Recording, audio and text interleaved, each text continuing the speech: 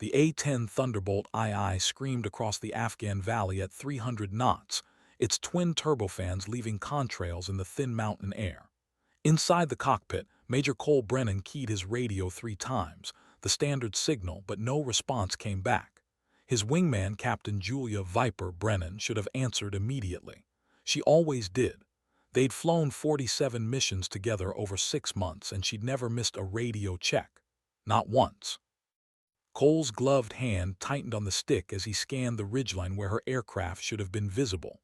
The titanium bathtub surrounding his seat suddenly felt smaller.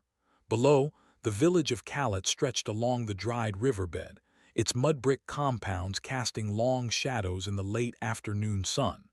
Intelligence said the convoy had taken fire from these coordinates, but the valley was silent now. Too silent. Cole's heads-up display showed his weapon status. Full load of AGM-65 Mavericks, full ammunition for the GAU-8 Avenger. The 7-barrel rotary cannon mounted in the nose could fire 65 rounds per second of 30mm depleted uranium. Enough firepower to turn a tank column into scrap metal.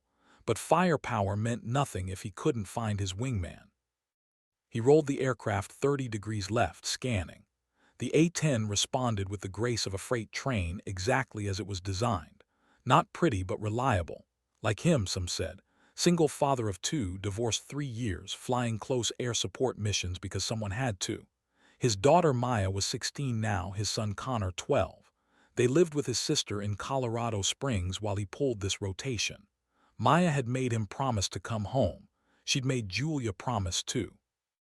They'd both stood in the kitchen that last morning, his daughter's dark eyes serious beyond her years, extracting oaths from both pilots like they were knights heading to some medieval battlefield. Julia had smiled and tousled Maya's hair, told her not to worry, told her pilots look after each other.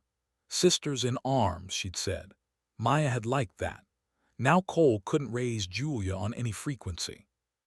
His radar warning receiver remained silent. No surface-to-air threats painting his aircraft. No AAA, no MA and PADs, no indication of enemy fire. Just the empty sky and the mountains and the terrible absence of his wingman's voice. He'd served with Julia for 2 years before they'd deployed together. She was the better pilot if he was honest. Better instincts, smoother hands, that rare combination of aggression and caution that kept you alive in combat aviation.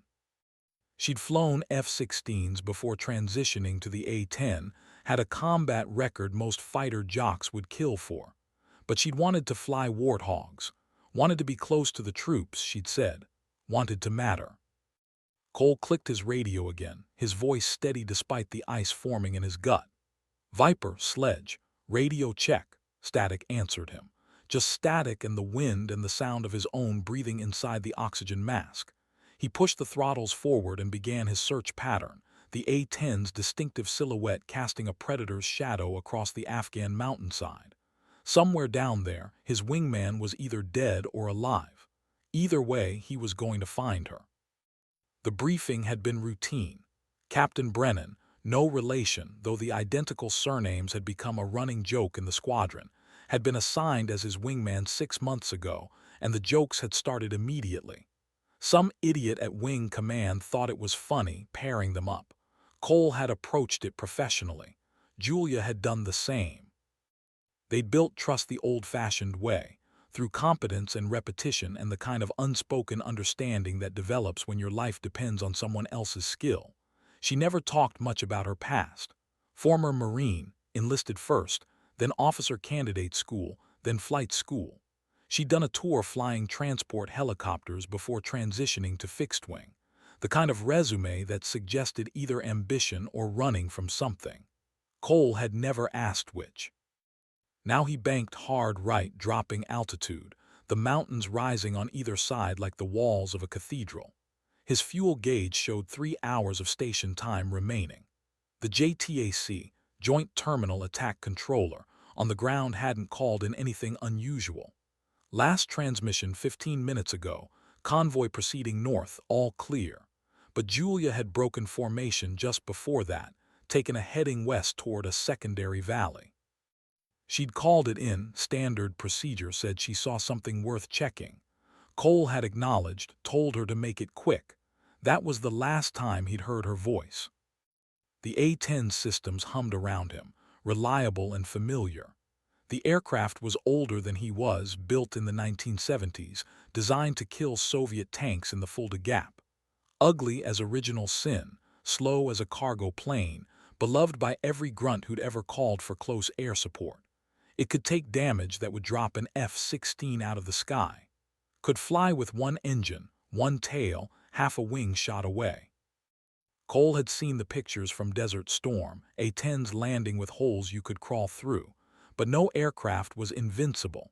He keyed the emergency frequency, the one reserved for dire situations. Any station, this is Sledge 2-1. I have lost contact with my wingman, Viper 2-2. Last known position. He rattled off the coordinates, his voice professional, controlled. Inside his chest, his heart hammered like a piston. The response came not from Julia but from Hillside, the AWACS aircraft orbiting somewhere over Pakistan. Sledge 2-1, Hillside copies. We show Viper's transponder active, bearing 270 from your position, distance 12 miles. Intermittent signal. No mayday received. Intermittent signal meant damage or terrain masking. 12 miles west put her deep in the secondary valley, the one intelligence had flagged as possible Taliban infiltration routes. Cole didn't hesitate. He banked the A-10 into a hard left turn, pulling 4 GS, feeling the pressure suit inflate around his legs and abdomen, keeping blood in his brain. The valley opened before him like a knife wound in the earth, narrow and deep, its walls limestone and shale striped in bands of gray and rust. A dry streambed snaked along the bottom, littered with boulders the size of cars. Perfect ambush terrain, perfect place to die. Cole dropped to 500 feet, the altitude that made gunners nervous but gave him visual acquisition on anything moving. His eyes scanned the ridgelines, the shadowed crevices, the clusters of boulders that could hide a technical truck or a mortar team. Then he saw it. The smoke first, a thin gray column rising from behind a rock outcropping 3 miles ahead. Not the black smoke of burning fuel, but the gray-white of something electrical, something smoldering. His thumb moved to the weapons selector, muscle memory, years of training. The targeting pod beneath the fuselage swiveled, its infrared sensor painting the scene in shades of gray and white. And there it was, an A-10 Thunderbolt II nose down in the streambed, its right engine trailing smoke, its landing gear collapsed. But it was intact. Intact meant possible, meant maybe. Cole's radio crackled. Sledge, Viper, I'm down, aircraft disabled, no egress capability. Left leg, compound fracture, I've got. Her voice faded, came back. Movement, multiple enemy, small arms there. Closing. The ice in Cole's gut turned to fire. He nosed the A-10 down, airspeed building, eyes locked on the crash site. Around Julia's downed aircraft, he could see them now, figures moving between the rocks, converging. 8, maybe 10. Carrying weapons, moving with tactical spacing. Taliban fighters, drawn like wolves to wounded prey. Cole's daughter had made him promise to come home, but she'd made Julia promise too. And right now, those promises felt like they were written in smoke, dissipating in the mountain wind. He had 3 hours of fuel, full weapons, and one shot at this. Get it wrong, and Maya would lose 2 people she loved instead of 1. Get it right, and maybe they all went home. The A-10 shuddered as he pushed it past 400 knots, faster than the designers ever intended at this altitude. The airframe groaned, protesting, holding together through sheer stubborn engineering, just like its pilot. He keyed the radio, his voice calm, the voice he used when Maya woke from nightmares. Viper, Sledge, I've got eyes on your position, I'm coming in hot, keep your head down. Julia's response was tight with pain. Sledge, negative, too many, you'll take fire, I'm expendable, you've got kids. The words hit him like turbulence. Expendable, as if her life mattered less because she was single, childless, alone. As if the promise she'd made to Maya counted for nothing.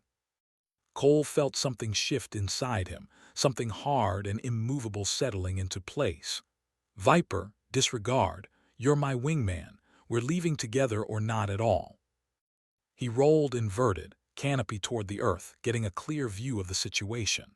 The Taliban fighters were 200 meters from Julia's aircraft and closing, moving fast now, sensing vulnerability. Cole completed the roll, pulled the nose up, and selected the GAU-8. The gun pipper appeared on his HUD, glowing green. He walked the targeting reticle across the ridgeline where the fighters were moving, calculating deflection, wind, his own airspeed.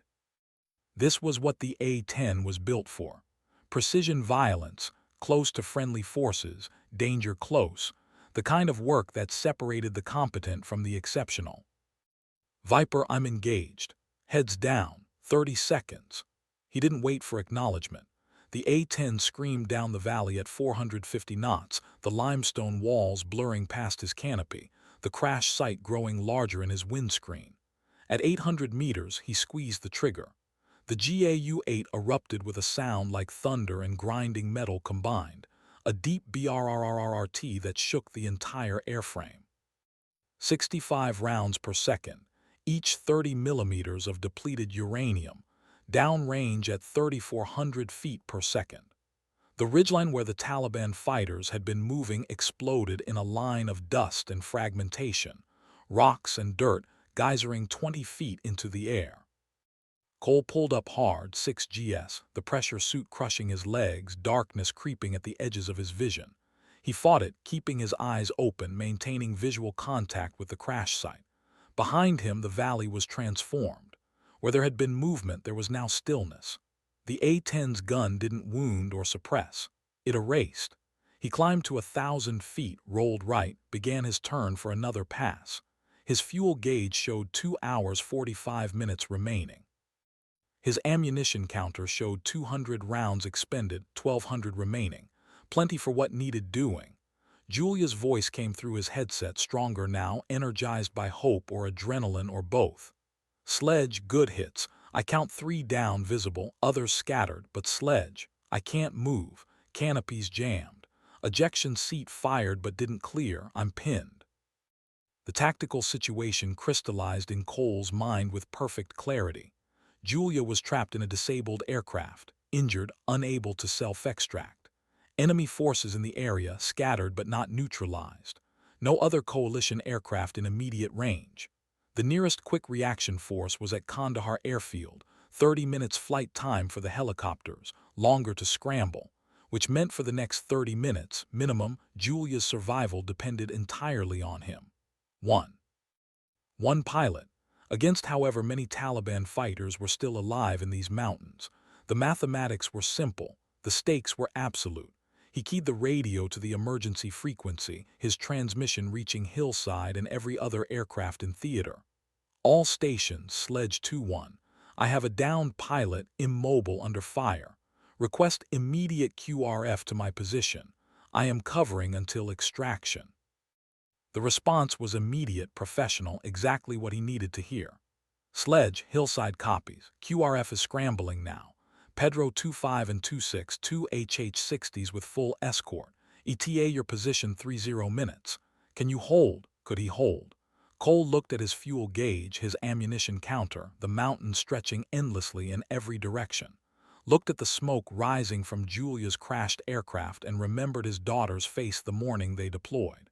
Could he hold? He'd hold until the mountains crumbled. "Hillside, Sledge. Affirmative, I'm not going anywhere." He rolled the A-10 into his holding pattern, a racetrack orbit above the crash site, eyes scanning constantly for movement, for threats, for any sign the Taliban were regrouping. The afternoon sun painted the valley in shades of amber and shadow, beautiful and lethal in equal measure. Below, Julia worked on her own survival. He could hear it in her breathing over the radio, the grunts of effort and pain as she tried to force the jammed canopy. The ejection sequence had initiated, explosive bolts firing, rocket motor igniting, but something had gone wrong. Maybe battle damage, maybe mechanical failure. The canopy had separated but caught on something, leaving her trapped beneath it like an insect under glass. And with a compound fracture in her left leg, every movement was agony.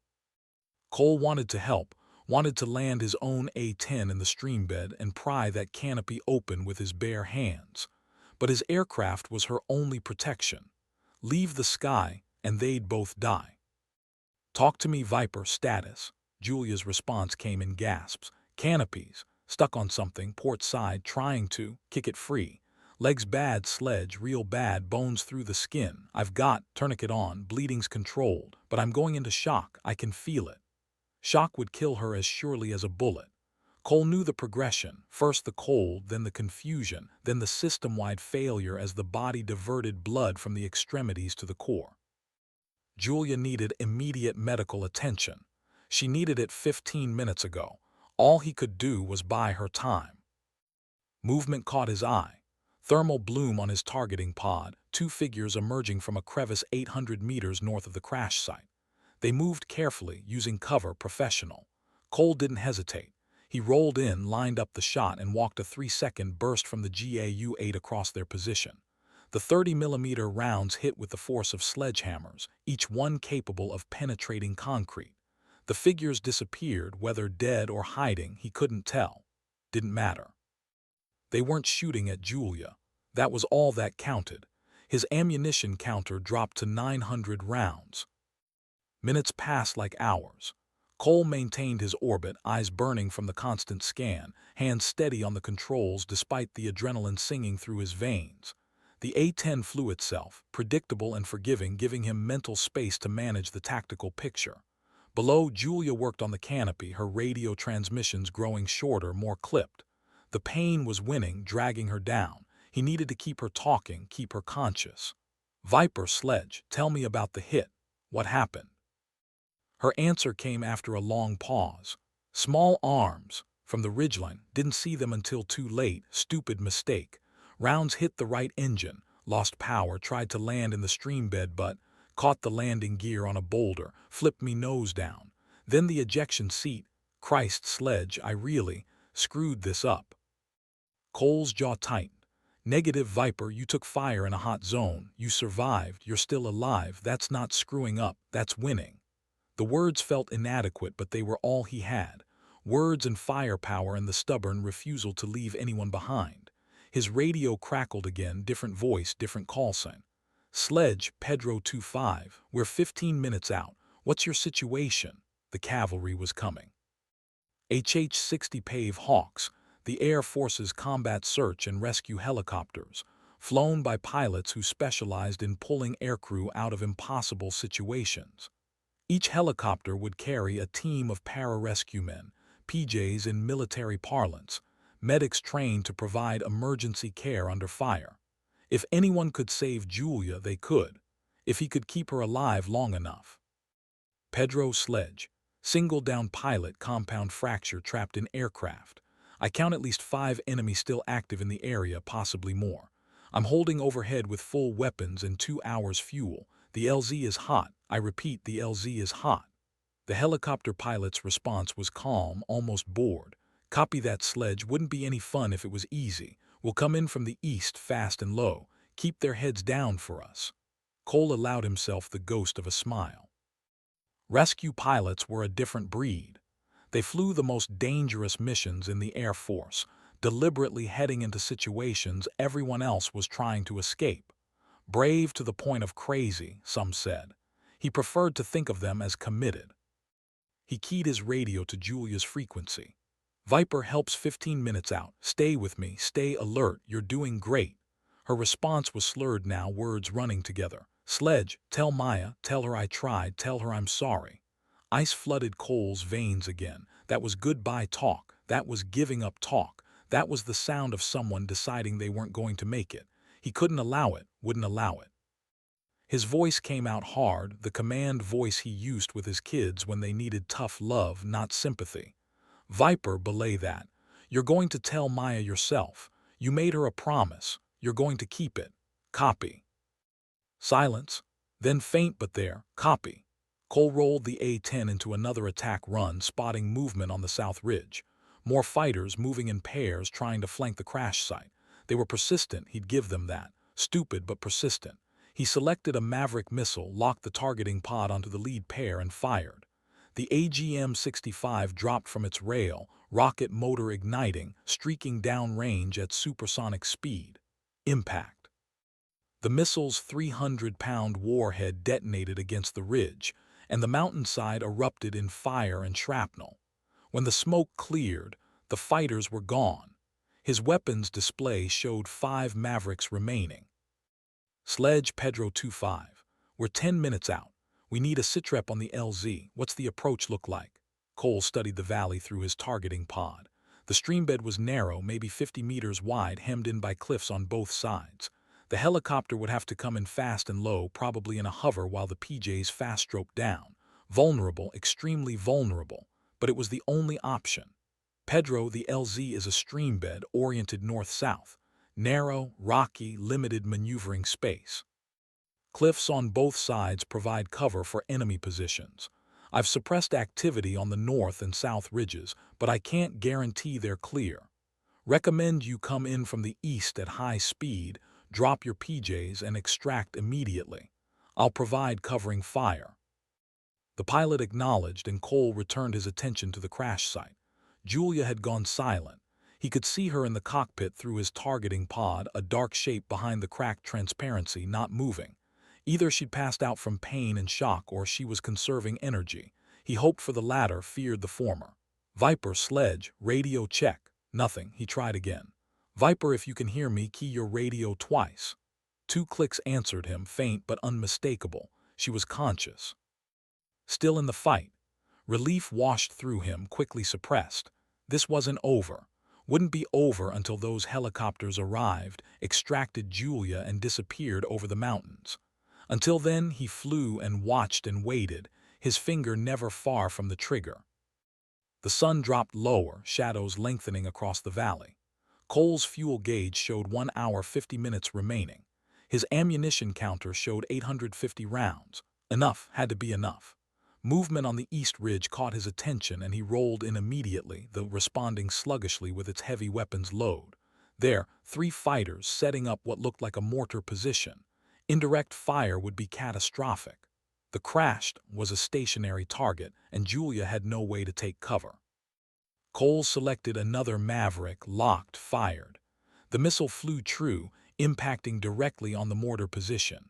When the smoke cleared, there was nothing left but scorched rock. Sledge Pedro 25, 5 minutes out. We have eyes on your position. Stay high and cover our approach.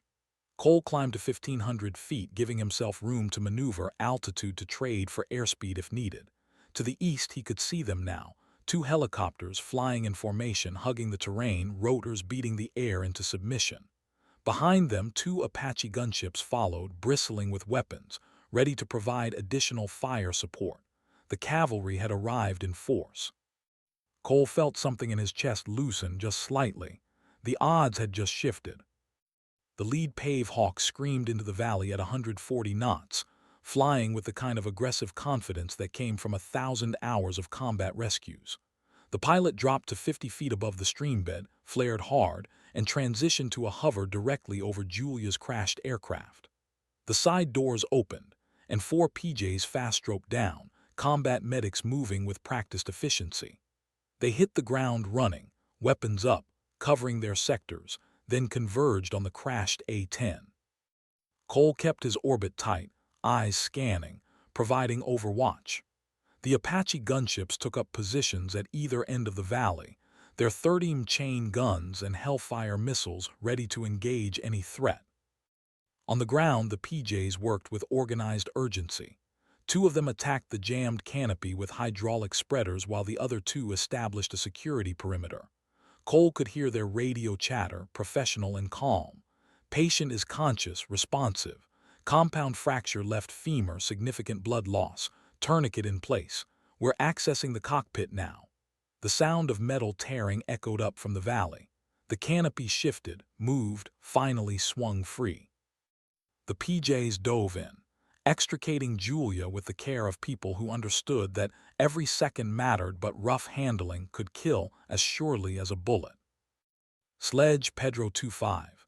We have the package. Patient is critical but stable, preparing to extract. Cole acknowledged, his throat tight. They had her. The PJs loaded Julia onto a litter, strapped her down, and gave the signal. The Pave Hawk descended again, hovering while they clipped the litter to the rescue hoist. Motors whined, and Julia rose toward the helicopter, swaying slightly in the rotor wash. The PJs followed, climbing the hoist with the ease of people who'd done this 100 times before. Then they were in, the door gunner giving a thumbs up, and the helicopter was climbing, turning, accelerating out of the valley. Cole watched them go, the second Pave Hawk and the two Apache forming a protective escort. They disappeared over the ridgeline, heading east toward Kandahar and the trauma surgeons who would save Julia's life. Or try to. The valley fell silent again, empty except for the smoke and the wreckage and one A-10 Thunderbolt II still orbiting overhead. Cole felt the adrenaline draining away, leaving behind exhaustion and relief in equal measure. His hands trembled slightly on the controls. He keyed his radio. Hillside Sledge 2-1, package is secure. I'm Winchester on Mavericks, low on ammunition, RTB Kandahar. The flight back was long and lonely. Cole climbed to altitude, trimmed the aircraft for cruise, and let his mind wander. Julia would survive. The PJs had said stable, and those guys didn't lie. She'd need surgery, rehabilitation, probably months of recovery. But she'd made it. They'd both made it. Maya could keep the people she loved. The promise held. As the mountains fell away behind him and the desert stretched ahead, Cole thought about his daughter's face that last morning, her serious eyes, her demand for oaths and promises. She'd understood something he hadn't, not fully. That war wasn't about nations or politics or strategic objectives. It was about the people beside you. The ones you flew with, fought with, bled with. The ones you'd promised to bring home. Kandahar Airfield appeared on the horizon, a sprawl of runways and buildings shimmering in the heat. Cole contacted the tower, received his clearance, and brought the A-10 in for landing. The Warthog touched down with its characteristic grace, which is to say it slammed onto the runway like a freight train and stayed there through sheer stubbornness. Cole taxied to the ramp, shut down the engines, and sat in the sudden silence. His hands were still shaking. He pulled off his helmet, ran his fingers through his sweat-soaked hair, and allowed himself one long breath. Then he climbed down from the cockpit to face the debriefing, the paperwork, the machinery of military bureaucracy that followed every combat mission. But first, he had a phone call to make. Maya deserved to know that promises sometimes got kept. The hospital at Kandahar was a study in controlled chaos, full of the organized urgency that defined combat medicine. Cole found Julia 3 hours after landing, after the debriefing, after the phone call to Maya, after the adrenaline had finally crashed and left him hollow. She was in the ICU, unconscious, leg in traction, monitors beeping a steady rhythm. The surgeons had stabilized the fracture, replaced the blood she'd lost, and given her a 70% chance of flying again. 70%. Better odds than she'd had in that valley. Cole stood at the foot of her bed, watching her breathe, and felt the weight of the day settling onto his shoulders. They'd been lucky. Incredibly, impossibly lucky. Next time they might not be. He pulled up a chair and sat, prepared to wait. The nurse told him Julia would wake in a few hours, that he should get some rest, that he looked like hell. He ignored her. Pilots didn't leave their wingman. That was the code, the unwritten rule that mattered more than rank or regulations. You flew together, you fought together, you stayed together until the mission was done. And this mission, Cole decided, wasn't done until Julia opened her eyes and he could see for himself that she was okay. So he sat and he waited, and he thought about his daughter's face and the promises people make and the cost of keeping them. When Julia finally woke, it was with a gasp and a surge of panic, her hands grasping at nothing, her eyes wide. Cole was there immediately, his hand on her shoulder, his voice calm. "Easy, Viper, you're safe. You're at Kandahar, you made it." She focused on him slowly, recognition dawning, and then something else, relief, gratitude, the raw emotion of someone who'd accepted death and found life instead. "Sledge, you came back for me." Cole shrugged, uncomfortable with the intensity of her gaze. "You're my wingman, of course I came back." Julia's eyes filled with tears and she looked away, struggling for control. I was sure I was dead when I heard your gun. I knew you were there, I knew you wouldn't leave." The certainty in her voice shook something loose in Cole's chest. She'd known. Even in pain, even facing death, she'd known he would come. That faith, that trust was worth more than any medal or commendation. It was the foundation on which everything else was built. He squeezed her shoulder gently.